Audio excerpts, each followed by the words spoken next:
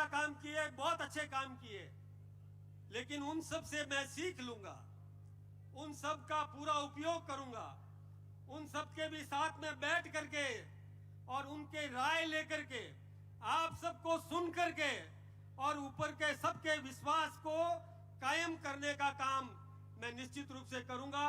मेरा मार्गदर्शन करते रहे, मुझे ताकत देते रहे। मैं आपका ही हूं, आपके बीच का हूं, आपके साथ ही हूं, अपने से अलग नहीं है। नेतृत्व, वो कप्तान किसी सिपाही को जहां भी भेजता है, वो सिपाही तो वहां जाकर के अपना दायित्व निर्वहन करता है। अध्यक्ष और पूर्व अध्यक्ष में कोई भी फर्क नहीं है। हम सब एक हैं, एक मुखी हैं और एक मुखी रह करके और जन सेवा के लिए समर्पित। हमारी सेवाओं से संतुष्ट हो तो दूसरों से कहो और नहीं तो हमें कहो, हम सुनेंगे आपकी बात। किसी भी प्रकार का आप कोई भी काम लेकर के आएंगे तो हम आपके बीच में सेतु का काम करेंगे। यहाँ तक पूरे सभी जो बैठे हैं, एक एक कार्यकर्ता के बारे में आप जानते हो, आप पहचानते हो कि इन्होंने कितनी मेहनत के साथ काम किया है। मैं आपसे भी यही कहना चाहता हूं और बार बार मैं कहता हूं इस बात को कि यह भारतीय जनता पार्टी है और इस भारतीय जनता पार्टी में एक सिर्फ कार्यकर्ता और काम करने वाले कार्यकर्ता की पहचान होती है। ये आप विश्वास मानिए, ये दूसरी पार्टी कोई नहीं है। और वो मैं इसलिए भी कहना चाहता हूं कि भारतीय जनता पार्टी कार्यकर्ताओं की पार्टी है। चूंकि अध्यक्ष के नाते हो सकता है कहीं कोई खट्टी मीठी बात हुई हो, लेकिन इस परिवार का सदस्य होने के नाते कहीं कुछ हुई हो तो एक अनुज होने के नाते, भाई होने के नाते, एक कार्यकर्ता होने के नाते मुझे आप लोग सब माफ करेंगे। आप सबका स्नेह, सहयोग और आशीर्वाद बना रहा, आगे भी बना रहे और आदरणीय अध्यक्ष जी के नेतृत्व में भारतीय जनता पार्टी को और आगे बढ़ाने का, मजबूत बनाने का काम हम सब लोग मिलकर करेंगे। एक ऐसे कार्यकर्ता हैं जो कभी पद का मद नहीं करेगा और आप लोगों को सराखों पे लेकर आगे चलाने की बात करने में कोई कसर नहीं छोड़ेगा। ऐसे ही व्यक्ति की हमारे पार्टी को जरूरत थी और आज इसी वजह से इतनी बड़ी पार्टी हमारी पार्टी दुनिया के अंदर बनी है और इसी वजह से इतनी बड़ी जिम्मेदारी प्रदेश अध्यक्ष को दी जाती है।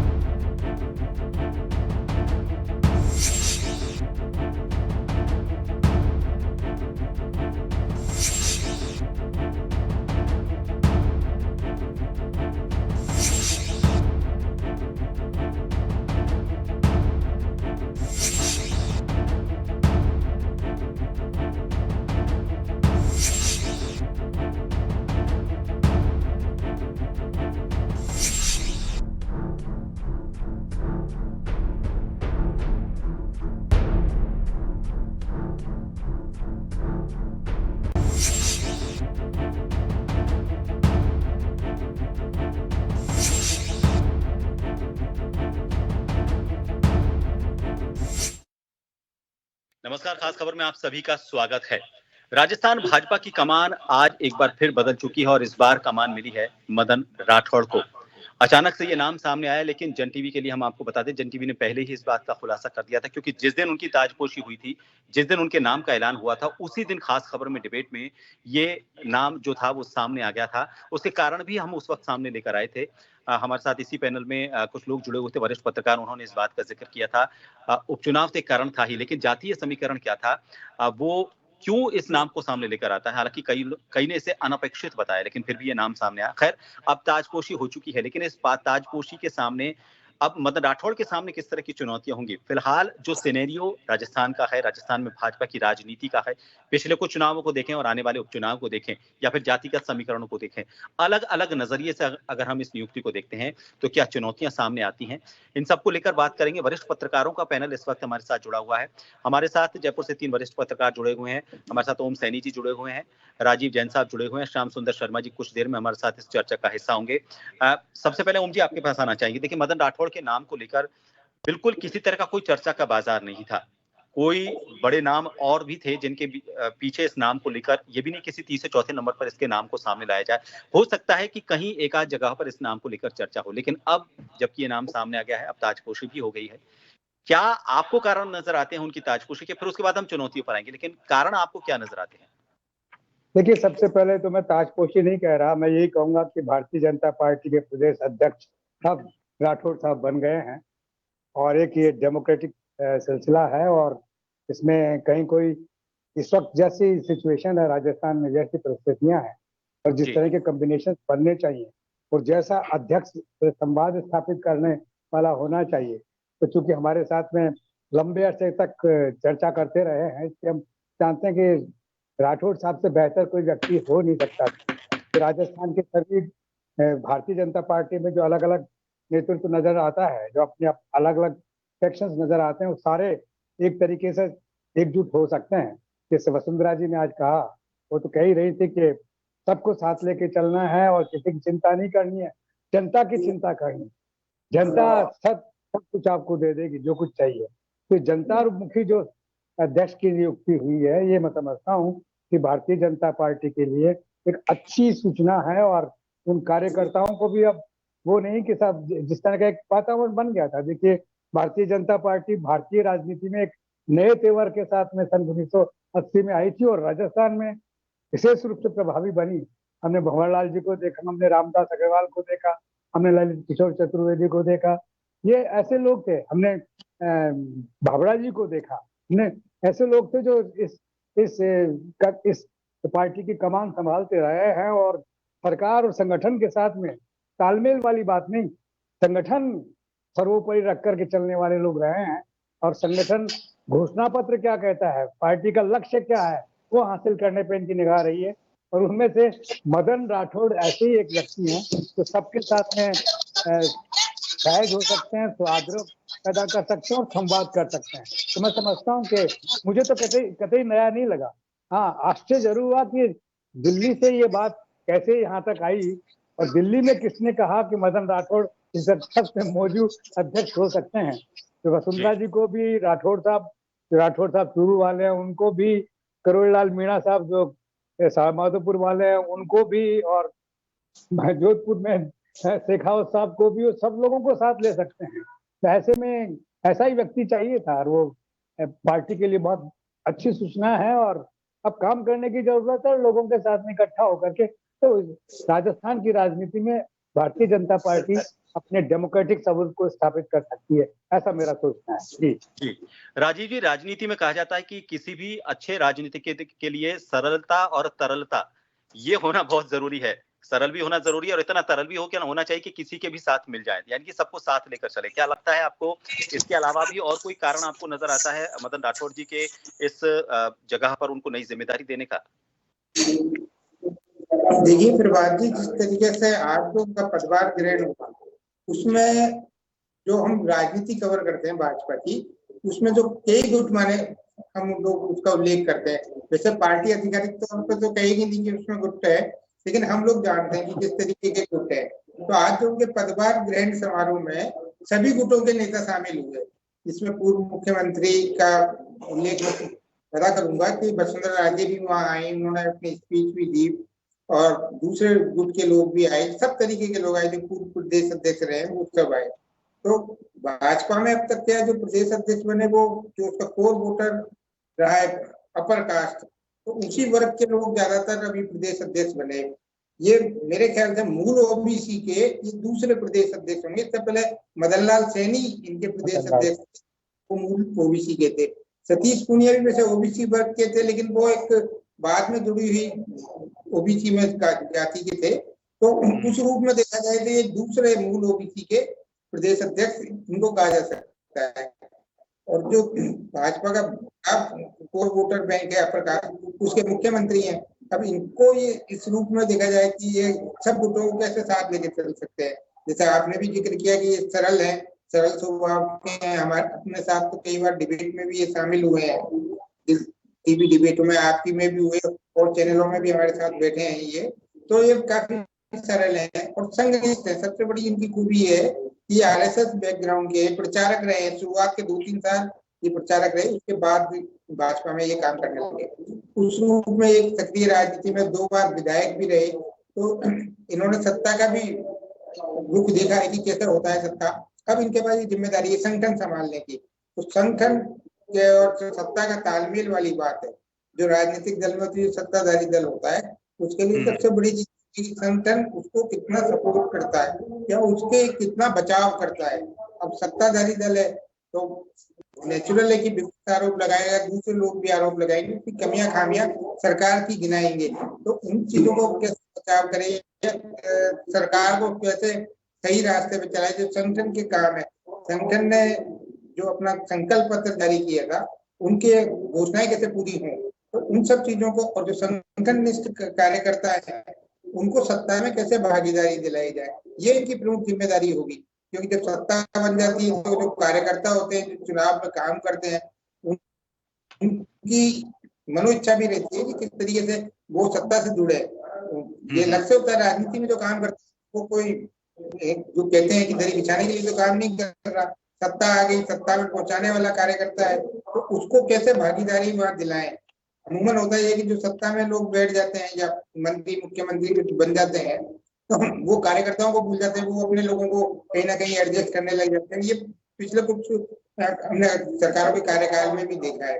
तो अब ऐसा नहीं हो, संगठन के कार्यकर्ता हैं, उनकी जो शिकायतें हैं या उनकी जो समस्याएं हैं, उनका निवारण ये कैसे कर पाएंगे सत्ता से, तो वो इनकी एक प्रमुख जिम्मेदारी है। अब इनको अपनी टीम भी बनानी होगी कि किस रूप में। तो अब ये सब चीजें देखने वाली थी आने वाले समय में। अब आने वाले समय में 5 उपचुनाव भी होने वाले हैं। अब वो 5 उपचुनाव के नतीजे भले ही भाजपा के विपरीत रहे तो भी सरकार पे कोई असर नहीं पड़ने वाला है, या विपक्ष के विपरीत रहे तो भी विपक्ष पे कोई फर्क नहीं पड़ने वाला है। सत्ता और विपक्ष जो है वो बने रहेंगे 5 साल तक, जो संख्या बल के हिसाब से देखे तो। लेकिन राजनीति में ये है कि संदेश की राजनीति भी होती है। यदि 5 में से 2 या 3 सीटें भी ये जीत जाते हैं तो इनका एक उपलब्धि मानी जाएगी। जो नए प्रदेश अध्यक्ष, सीट बचाने से ज्यादा, आपने सही कहा, सीट बचाने से ज्यादा साख बचाने के लिए ये उपचुनाव माना जा सकता है। जी चलिए, श्याम जी भी हमारे साथ जुड़ चुके हैं। अब श्याम जी, मैं ये तो सवाल आपसे नहीं करूंगा कि उनके चुनने का कारण क्या है, क्योंकि इसी डिबेट में आप ही ने उसी दिन ये कहा था कि इनको प्रदेशाध्यक्ष बनाया जा सकता है, और आपने तो शायद उनको पहले बधाई भी दे दी थी उनका नाम के ऐलान से पहले, तो वो काफी चौंके थे। खैर, मेरा सवाल ये रहेगा, चुनौतियां क्या आपको नजर आती हैं? देखिए, उपचुनाव तो अपने आप में एक चुनौती है ही, लेकिन जिस तरह की बातें उस मंच से कही गई हैं, और मंच पर जो लोग थे जिनको बोलने का मौका मिला था, और जो उनको बोलने का मौका मिला, चाहे पद के मद की बात करें या फिर सीपी जोशी के बयान की बात करें, उन सभी ने जो बयान दिए हैं, क्या इशारा मिलता है, क्या नई चुनौतियां आपको समझ में आती हैं आज जो भी लोग वहां पर नजर आए और आज जो माहौल रहा उसके नजरिए से अगर हम देखते हैं तो मदन राठौड़ के सामने प्रदेशाध्यक्ष के तौर पर? बाजी, सबसे पहले तो मैं नए प्रदेश अध्यक्ष जी को शुभकामनाएं देता हूं कि सफल हो और वो बने प्रदेश अध्यक्ष। निश्चित तौर पर प्रचारक से प्रदेश अध्यक्ष बनना बहुत बड़ी बात होती है। देखिएगा, ये बनाए नहीं गए, बना के भेजे गए। प्रधानमंत्री और अमित शाह जी के प्रतिनिधि के रूप में आए, इसका मतलब सरकार को समन्वय इनसे करना पड़ेगा। ये सरकार से समन्वय नहीं करेंगे, सरकार इनसे समन्वय करेगी। इसलिए उन्होंने कहा मैं तो सेतु का काम करूंगा। आज मैं वसुंधरा जी का जब मैं स्पीच सुन रहा था, मैं सोच रहा था कि किस तरह से वो कह रही थी कि पद हो ना हो आम लोगों का साथ होना चाहिए। जो कद बनता है आम लोगों से, वो कद हमेशा बरकरार रहता है, वो मेरे साथ। अब उनको समझ में नहीं आ रहा था कि क्योंकि वो भी सत्ता के उसमें 2 बार मदहोश रही थी, उनको तो होश ही नहीं रहता था कि मैं सत्ता में हूँ तो सब कुछ था। लेकिन जब वो आज चल करके आती हैं, मंच में बोलती हैं, और निश्चित रूप से वो ये संदेश देने का काम मदन जी को करती हैं। मदन जी बहुत अच्छी तरह से वसुंधरा जी को जानते भी और पहचानते भी। 2 बार अगर टिकट कटने का अगर रहा है तो वसुंधरा जी की देन रही है, क्योंकि वो उनको तो टिकट जब वो उप सचेतक बनाए, प्रधानमंत्री जी ने कहा मंत्री बनाओ, उप सचेतक बना दिया, इनको राज्य मंत्री का दर्जा दे दिया, इनको बनाया नहीं तो क्योंकि काम करने, और ये काम भी उस वक्त सचेतक तो काम नहीं करते थे, उप सचेतक ज्यादा काम करते थे। राजीव जी ने देखा कि विधानसभा में कोई प्रस्ताव लाने का काम करते थे, मदन जी करते थे। अब मदन जी को सत्ता के साथ रहना है, निश्चित तौर पर उन्होंने कहा मैं सेतु का काम करूंगा। और निश्चित रूप से आज पहली बार ऐसा लगा कि सारे प्रदेश अध्यक्ष, केंद्रीय सारे मंत्री, चाहे भले उस वक्त नहीं आए तो बाद में गजेंद्र सिंह शेखावत और भूपेंद्र यादव भी आ लिए, बाकी सारे लोगों ने आने का संदेश दिया कि ये व्यक्ति जो आया है ये कोई किसी के कहने से नहीं आया है। और देखिए निश्चित रूप से कमियां भी जाएगी ऊपर तक और खूबियां भी जाएगी, दोनों चीजें जाएगी। तो इसलिए मुख्यमंत्री जी भी बड़े तरीके से बोले थे। वो भूल गए थे, उप मुख्यमंत्री भी हैं 2 मेरी सरकार में, तो वो भूल गए थे। उन्होंने बाद में कहा माफी चाहता हूँ कि 2 मुख्यमंत्री का नाम लेना भूल गया, तो बाकी के नाम सबके ले गए। लेकिन हाँ, चुनौती सबसे पहले ये है कि 5 उपचुनाव होंगे, उसमें निश्चित रूप से पार्टी को स्टैंड खड़ा करने की बात है। क्योंकि 2 तो देखिएगा वहां गठबंधन है, दोनों जगह गठबंधन में आप स्टैंड किस तरह से रहेगा अभी पता नहीं, लेकिन 2-3 चुनाव हैं जिसमें कि आप 1 या 2 जीत सकते हैं, उसमें रणनीति बना के काम करने की जरूरत है। फिर उसके बाद पंचायत के चुनाव आएंगे, फिर शहरी निकाय के, और साथ में देखिएगा इससे पहले संगठन के चुनाव है। संगठन में जिला अध्यक्ष बनने हैं, ब्लॉक उनके मंडल अध्यक्ष बनने हैं। तो ये बड़ी चुनौती, सबसे बड़ी चुनौती देखिए मदन जी के सामने आएगी कि संगठन के चुनाव सही तरीके से जाएंगे। प्रदेश अध्यक्ष तो यही बनेंगे, अब ये तो तय हो गया कि आने वाले में सब संगठन के चुनाव होंगे, जो जिला अध्यक्ष परिवर्तित होंगे, मंडल अध्यक्ष परिवर्तित होंगे, पूरी कार्यकारिणी बनेगी। तो एक बड़ा जिम्मेदारी इनको मिली है, और ये जिम्मेदारी पूरी तरीके से निभा पाने में सफल भी मेरे को लगता है कि केंद्र की बातों को, एक चीजों को लागू करने में ये रहेंगे, किसी के कहने से नहीं चलेंगे। तो भाई हम ये ठीक ठाक है व्यक्ति, इसको बना दो। क्योंकि देखिए प्रदेश अध्यक्ष जो वर्तमान अभी निवर्तमान हुए, उन्होंने भी कहा कि मैं कार्यकर्ता के रूप में आपके साथ काम करूंगा, और जो काम करके गए हैं वो निश्चित तौर पर उन्होंने गुटबाजी पनपने ही नहीं दी। जिस तरह की गुटबाजी वसुंधरा जी के जमाने में रहा करती थी या बाकी रही थी, अब गुटबाजी देखिएगा जिस प्रकार से पूर्व संगठन में और सत्ता में जिस तरह का विभेद, जिस तरह की स्थितियां पैदा हो गई थी, जो आपने देखा था कि 2 कार्यक्रम होते थे, श्यामा प्रसाद मुखर्जी का अगर कोई कार्यक्रम प्रदेश अध्यक्ष अलग तरह से बनाए और मुख्यमंत्री अलग तरह, तो दिखने लगा था। ये दिखने वाली चीजें समाप्त होनी चाहिए निश्चित रूप से। बीजेपी में जिस तरह का माहौल हो गया है, बहुत पदाधिकारी ये हो गए कि हम तो पदाधिकारी रहेंगे और कोई पदाधिकारी बनेगा नहीं, इसलिए ऐसे पदाधिकारियों को हटाए जाने की भी जरूरत है। नए लोगों को निश्चित रूप से संगठन में ला करके एक नई ऊंचाइयां देने का काम करेंगे तो निश्चित रूप से संगठन बढ़ेगा। संगठन में चापलूस लोगों की जरूरत नहीं है, और चापलूस लोगों को बनाओगे तो आपको तो ठीक रखेंगे वो, लेकिन संगठन को खत्म कर डालेंगे। क्योंकि जिस प्रकार का संगठन है वो संगठन, देखिए मैं तो कह रहा हूँ कांग्रेस प्रकोष्ठ अलग से बनाना पड़ेगा इनको, क्योंकि इतने सारे कांग्रेस के लोग आगे, उनको एडजस्ट कैसे करोगे, कैसे काम दोगे, बहुत बड़ी चुनौती निश्चित रूप से मदन जी के सामने है। और मदन जी को मैं मान के चलता हूँ क्योंकि कार्यकर्ता होने के नाते उनको ये पद मिला है, और प्रधानमंत्री जी और गृह मंत्री जी का विश्वास के साथ अगर वो आए हैं तो संगठन को सत्ता की जरूरत नहीं है, सत्ता को संगठन की जरूरत होती है। तो ऐसी स्थिति में संगठन बार बार सत्ता के पास नहीं जाए, सत्ता के पास आना चाहिए। तो ये परिवर्तन का दौर है, इसलिए मैं कह सकता हूँ कि मदन जी आप काम करिएगा, ईमानदारी के साथ काम करिए। जो बीपीसी है वो ठीक है, अभी संगठन महामंत्री नहीं है।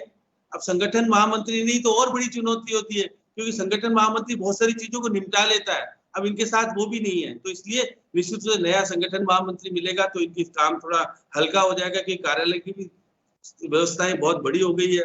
और निश्चित रूप से धरातल पर जो जिलाध्यक्ष बने, मंडल अध्यक्ष बने, जो पदाधिकारी बने, और निगम बोर्ड में अच्छे लोगों की अगर बन गए तो आपकी सरकार ठीक ठाक चलेगी। तो बदनामी तो होती है सरकार की हमेशा, वसुंधरा जी के जमाने में हम भी जानते किस तरह की बदनामी हुई, या राजीव जी जानते, वो कहने की जरूरत नहीं है किसी के सामने। इसलिए निश्चित रूप से मुख्यमंत्री जी को दिशा निर्देश देने के लिए, ठीक ठाक काम करने के लिए ये संगठन का काम है। और संगठन के अध्यक्ष मैं मानता हूँ खूब बेखूबी से उनको निभाना चाहिए और कहना चाहिए। कमियां है तो मुख्यमंत्री को कहीं भी देखिए, अगर चापलूसी करी तो मुख्यमंत्री जी फिर आपको पलट बैलेंसिंग की चुनौती रहेगी उनके आपको बड़ा बनना है, संगठन को मुख्यमंत्री से बड़ा बनना है, तो ही कामयाबी के आपको ये संतुलन बनाते हुए उनको आगे बढ़ना होगा। ये सबसे बड़ी आप चुनौती बता रहे हैं।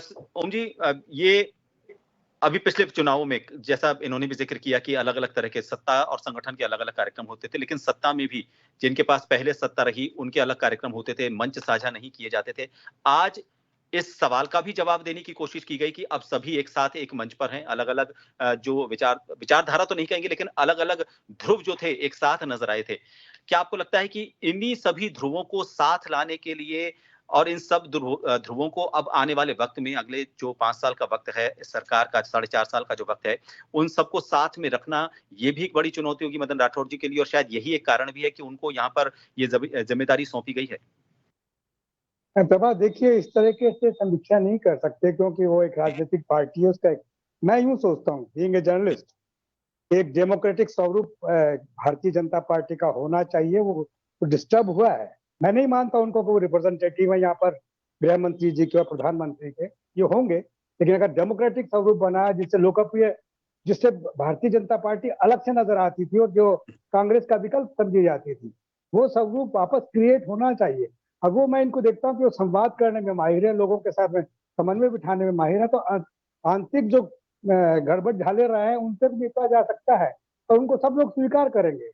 यानी कि करोड़ी लाल मीणा भी करेंगे तो वसुंधरा जी भी करेंगे तो दूसरे लोग भी करेंगे। तो ऐसे में एक डेमोक्रेटिक स्वरूप बने। हमें वी डोंट केयर कि साहब वो कैसे उनका क्या कुछ होगा क्या नहीं होगा, ये उनके अपनी पॉलिटिकल पार्टी का अपना सिलसिला है, हमें उनकी वकालत नहीं करनी है। हम कहते हैं कि ये आदमी इतना डेमोक्रेटिक है कि जो इस वक्त जरूरत थी भारतीय जनता पार्टी को राजस्थान में ऐसे ही प्रजातांत्रिक मनस्थिति रखने वाले आदमी की, वो उपलब्ध हो गया। तो कैसे उपलब्ध हो गया उसकी चर्चा बहुत अलग किस्म की है, लेकिन मैं समझता हूं कि अगर ऐसा रहता है तो भारतीय जनता पार्टी का ठीक से और प्रजातांत्रिक विस्तार होगा और उसमें सब लोगों को बोलने की, सुनने की, कहने की सारी छूट मिलेगी, जो अभी तक मुझे लग रहा है कि जैसे लुप्त सी हो गई है। वसुंधरा जी के वक्त में भी जो कुछ था उसके बाद में स्वतः ही अपने वसुंधरा जी ने भी रियलाइज किया। आप बोली ना आज कि जनता सबसे बड़ी वो है, जनता के साथ में आपका अगर साथ रहा तो आपको कोई हिला नहीं सकता। यानी कि जनता को जीतिए और जनता को जीत करके अपने पार्टी के लक्ष्य को हासिल कीजिए। जनता को जीते बगैर पार्टी के लक्ष्य को हासिल नहीं किया जा सकता।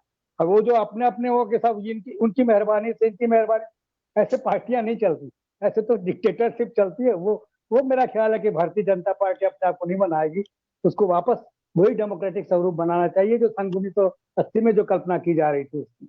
अभी ऐसे तो मैं समझता हूँ कि उसके लिए बहुत वाजिब जो एक व्यक्तित्व सामने आया है वो है मदन राठौर, जिन्होंने सरकार भी देखी है, जिन्होंने संगठन भी देखा है, जिन्होंने शाखा भी देखी है और जिन्होंने पार्टी भी देखी है। दोनों चाहिए एक्सपीरियंस, बहुत मुश्किल काम होता है। तो ये रहा, भंवरलाल जी को था एक्सपीरियंस, रामदास जी अग्रवाल को था एक्सपीरियंस, हरिशंकर भावड़ा को था एक्सपीरियंस, ललित किशोर चतुर्वेदी को था एक्सपीरियंस। लड़ाई भी होती थी लेकिन अपने लेवल पर और पूरे डेमोक्रेटिक स्वरूप से। भैरव सिंह जी ने हाका नहीं किसी को भी, सबके साथ में समन्वय बना के चला। तो मैं समझता हूँ कि एक अच्छा परिवर्तन हुआ है जो भारतीय जनता पार्टी के लिए सुखद होगा, बेहतर होगा। जी राजीव जी, देखिए बड़ा लंबा अनुभव उनका रहा है, लेकिन अभी अगर हम चुनावों की बात करें, लोकसभा चुनाव में थोड़ा सा जब टिकट उनको नहीं मिला और निर्दलीय के तौर पर वो नामांकन करने के लिए गए थे, नामांकन पत्र जमा करवाने के लिए गए थे, तो जितनी भीड़ वहां पर उनके साथ निर्दलीय प्रत्याशी के तौर पर थी, उतनी भीड़ वहां पर जिनको पार्टी से टिकट मिला था उनके लिए भी नहीं थी। लेकिन एक फोन आया दिल्ली से, और वो फोन सीधा दिल्ली से आया था। प्रधानमंत्री ने सीधा उनको कॉल किया बिना किसी को लूप में लिया और ये कहा कि आप अपना नामांकन वापस ले लीजिए। उन्होंने कोई ना नुक्कुर नहीं की, आदेश को माना, टिकट वापस ले लिया।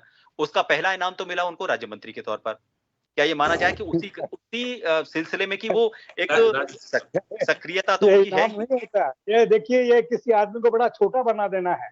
उस आदमी की शख्सियत को, उसका जो बड़ा एक चित्र बनता है, उसको छोटा बना देना है।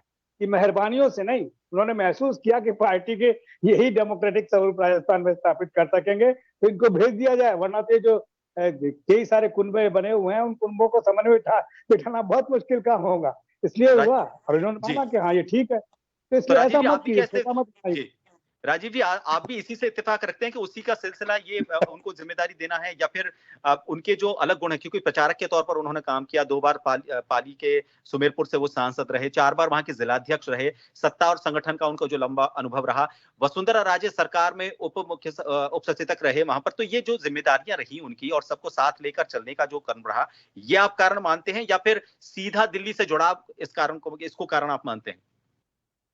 देखिए, वो जुड़ाव तो संगठन के लोग हैं तो सब जगह रहता ही है इनका।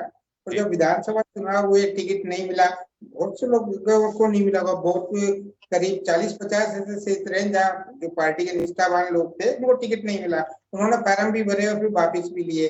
अब ये कहना कि भाई दिल्ली से फोन आया, किसका आया, ये एक अटकलबाजी है। ना तो कभी मदन जी ने कहा, ना जिसने फोन किया उसने कहा कि मैंने फोन किया, या ना मदन जी ने कहा कि मेरे को। ये ठीक है, पार्टी के लोग जिम्मेदारियां जिनको मिलती है कि भाई अपने समझाइश करो, जो लोग बागी होने की तैयारी में है या जिन्होंने नामांकन भरा है वो वापिस लिए भी जाते हैं। ये हर राजनीतिक दल में होता है, तो उस रूप में इन्होंने लिया। जहाँ तक इनके जो आपने भीड़ का जिक्र किया, इनकी लोकप्रियता अपने क्षेत्र में है। ये सुमेरपुर से इन्होंने 2 बार कांग्रेस की दिग्गज नेता बीना काक को हराया है, तो वहां एक इनकी अपनी एक लोकप्रियता रही है, तो उस रूप में है। तो संगठनिस्ट तो रहे हैं, संघ से जुड़े हुए रहे, प्रचारक रहे हैं। प्रचारक आप देखिए, कई प्रदेशों के मुख्यमंत्री भी प्रचारक हैं, प्रधानमंत्री खुद प्रचारक रहे हैं। तो ये भाजपा में एक परिपाटी चलती रही है, प्रचारक के रूप में। प्रचारक के गवर्नर भी बने हैं। तो भाजपा में इस रूप में देखा जाता है कि जो मूल विचार के लोग हैं या विचारधारा से जुड़े हुए लोग हैं या विचार परिवार के जो लोग हैं, उनको कहीं जिम्मेदारी के पदों पर बैठाया जाए। तो उस रूप में मदन राठौड़ को भी शायद इसी रूप में संगठनिस्ट होने के कारण उनको, पहले जिलाध्यक्ष भी रहे हैं तो संगठन का अनुभव भी है। जिलाध्यक्ष ही प्रदेश अध्यक्ष बनते हैं पार्टियों में, जैसे कांग्रेस में गोविंद सिंह डोटासरा है, वो भी जिलाध्यक्ष रहे थी करके। तो ये प्रक्रिया है, आगे बढ़ने की प्रक्रिया है। जब उन्होंने विधानसभा में वो नहीं पहुंच पाए तो राज्यसभा में दिया। राज्यसभा में इनके साथ एक चुन्नीलाल गरासिया को भी दिया, वो आदिवासी क्षेत्र के, वो भी संगठन में ही रहे थे। वो प्रदेश उपाध्यक्ष भी रहे, पहले विधायक मंत्री भी रहे, वो भैरव सिंह शेखावत के जमाने में मंत्री रहे हुए हैं चुन्नीलाल गरासिया। तो ये पार्टी की प्रक्रिया है, किसको टिकट देती है, कहाँ बैठाती है, ये कुछ रूप में है। तो जहाँ तक मदन राठौड़ का है, तो एक सामाजिक समीकरण भी साधा होगा पार्टी ने, किस रूप में किस वर्ग को लाना है, उस रूप में वो उनके वहाँ फिट बैठे होंगे। ये है कहीं ना कहीं भागीदारी को भी। चलिए जी, समय कम है। एक बार श्याम जी से एक मैं आखिरी प्रश्न लेना चाहूंगा। श्याम जी, सावधानियां बहुत जरूरी हैं, क्योंकि पिछले जो भी प्रदेशाध्यक्ष रहे हैं बड़ी तेजी से बदला हुआ। सतीश पूनिया थोड़ा लंबे समय तक रहे, लेकिन अचानक से उनकी जिम्मेदारी बदली गई। फिर उसके बाद सीपी जोशी आए, सीपी जोशी ने भी अपने इस्तीफे की पेशकश कर दी। हालांकि इसका कारण उन्होंने बताया कि एक व्यक्ति 2 पदों पर रहे, ये ईमानदारी नहीं है। लेकिन अब क्या लगता है, पिछले जो भी घटनाक्रम रहे उसके मद्देनजर किस तरह की सावधानी बरतनी होगी मदन राठौड़ जी को, ताकि वो लंबी पारी खेल सकें? देखिए प्रभात जी, क्योंकि संगठन के चुनाव होने हैं और संगठन अगर सही तरीके से बन जाता है तो प्रदेश अध्यक्ष सफल हो जाता है। तो निश्चित रूप से ठीक लोग आए, जिला अध्यक्ष, मंडल अध्यक्ष और प्रदेश के पदाधिकारी ठीक ठाक बनाए, तो देखिए संगठन चलाना, सत्ताधारी पार्टी के साथ साथ संगठन तो आराम से चल पाता है।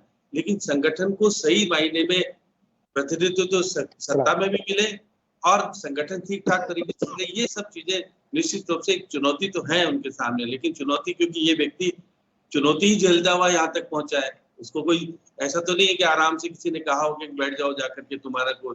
देखिए ये निश्चित रूप से अगर ये सब चीजें नहीं होती इनके साथ तो आज इस स्थिति में क्यों आते। 2 बार टिकट कटना, फिर पार्टी के खिलाफ चुनाव लड़ने के लिए तैयार हो जाने के बाद पीछे बैक हो जाना, एक बड़ी बातें होती है कि पार्टी के लिए समर्पण भाव भी आप में आ गया। तो निश्चित रूप से जिस प्रकार का माहौल है, और आज मैंने देखा कि जिस प्रकार के लोग आए, देखिए सीपी जोशी के लिए आए या इनके लिए जो स्वतः ही मिलना चाहते थे, देखना चाहते थे। मेरी भी मुलाकात आज हुई उनसे निश्चित रूप से, क्योंकि मैं पुराना जानकार हूँ, राजीव जी भी है। तो मैं देख रहा था कि बहुत सारे लोग अंदर आके मिल रहे थे, तो किस तरह का माहौल था। केंद्रीय मंत्री आकर के जिस तरह थप्पियां दे रहे थे, वो सोच रहे थे कि भाई हम तो नहीं बन पाए लेकिन हमारा साथी बन गया। तो ये बहुत सारी वसुंधरा जी ने निश्चित रूप से जिस प्रकार की बातें कह करके जो प्रकट संवेदना नहीं प्रकट की, उन्होंने बहुत सारी चीजें ऐसी चुनौती दे दी उनके सामने। देखिए आने वाले समय में क्या क्या हो सकता है और आपको किस तरह से अपने आप को स्थापित करना है, क्योंकि पहले स्थापित कर चुके, विधानसभा में कर चुके, 2 बार विधायक रह चुके व्यक्ति।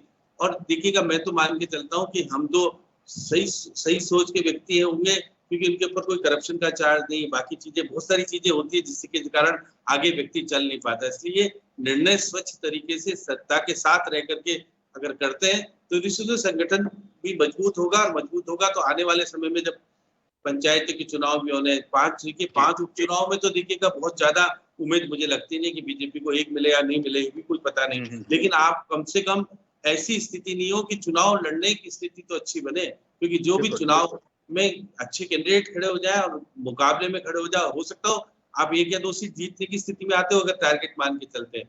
लेकिन देखिए फिर पंचायतों के चुनाव और शहरी निकाय के चुनाव और संगठन के चुनाव सही तरीके से हो जाएंगे तो एक बढ़िया माहौल बनने का चांस अब आ गया है, क्योंकि मुख्यमंत्री जी भी कह के बिना संगठन के मैं अधूरा हूँ। तो आज मुख्यमंत्री जी ने भी कहा कि मैं संगठन के अनुसार निर्णय करूंगा, अच्छी बात है। अगर ये सब चीजें हैं तो एक अच्छा माहौल अगर बनता है तो निश्चित रूप से इस पार्टी के लिए ये होता ही क्या है। जी बिल्कुल, क्योंकि समय कम है, माफी चाहूंगा आप सभी को रोकने के लिए, लेकिन ये बात सही है कि सरलता और सौम्यता होना और सरल स्वभाव होना अपने आप में एक खासियत हो सकती है, लेकिन अभी फिलहाल इसी व्यक्तित्व के बीच में उनकी जो चुनौतियां हैं उसमें सत्ता और संगठन के बीच में सेतु का काम करना, उसके अलावा एक नई टीम ऐसी गठित करना जो एक मजबूत सत्ता और संगठन के बीच सेतु का काम कर सके, सरकार की जो योजनाएं हैं उनको अंतिम व्यक्ति तक पहुंचा सके, उसके लिए काम कर सके और सामंजस्य अच्छा बने, न सिर्फ सत्ता और संगठन का राजस्थान में बल्कि केंद्र का और राजस्थान का भी अच्छा सामंजस्य बन सके, ये उनसे उम्मीद की जाती है। चुनौतियां कम नहीं है, लेकिन जिस तरह का माहौल आज नजर आया लगता है और अपने स्वभाव की वजह से भी लगता है कि उन चुनौतियों से पार भी पालेंगे। बहुत बहुत शुक्रिया आप सभी का हमारे साथ इस खास खबर में जुड़ने के लिए। दीजिए इजाजत, नमस्कार।